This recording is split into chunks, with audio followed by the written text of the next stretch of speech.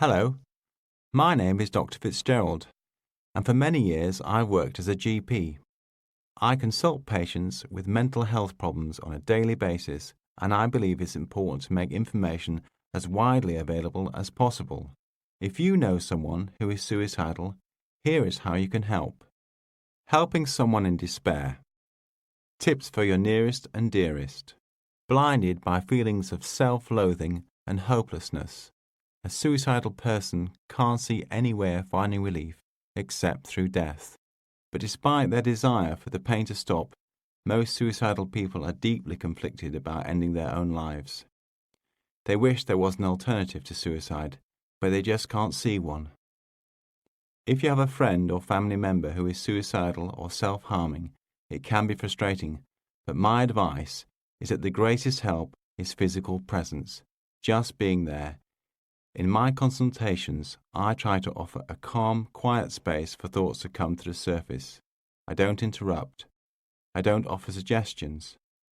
I let my patients talk. This tends to encourage people to open up.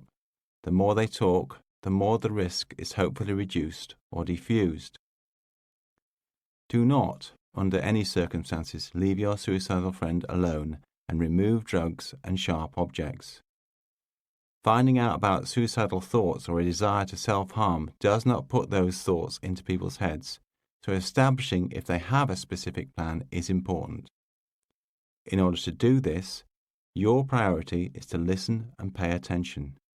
Show you are listening by looking, nodding, repeating back what you've heard. Acknowledgement is key. Don't offer advice. Don't try to fix what you don't know is broken. The important thing for desperate and suicidal people to understand is that the feelings pass. But saying this is often not as helpful as just being there until the impulse subsides. Instead, just listen. Offer your hand to hold. Offer a drink of something warm. When your friend has tired of talking and things are clearer, focus on getting them proper mental health treatment. Think of where you can get help. Is it from someone in the family? Someone close by? Is it from a spiritual source like a priest, rabbi, imam? Perhaps talk to the Samaritans and encourage your friend to do this too. Be with them. Be present. Will your friend come to see the doctor with you? Will they go to A&E if there is a crisis? Then A&E usually have a liaison psychiatry team member present who is there to help. Not an ideal place, busy and chaotic, but help is there. If your friend is able to wait, A&E may be a bit quieter in the morning when things are a bit less hectic. Lastly, if you are worried about your friend and you fear they will hurt themselves, call 999. The police can track people and ambulance crews can take patients to hospital for self-poisoning, for psychiatric assessment and for safety. Remember, your goal isn't to talk them out of their plan, it is to engage them and to get involved so that they can get the treatment they need. Ways forward will emerge. Looking after yourself while you support someone else. These are tough times, the hardest. If you are looking after someone who feels this bad, who is looking after you? This crisis will hopefully pass, but another may arise, and if it does, you may have to do it all again.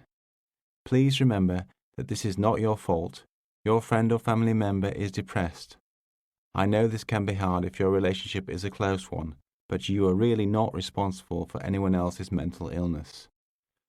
Once your friend or family member is safe, it often helps to give yourself space and ask for support when you need it.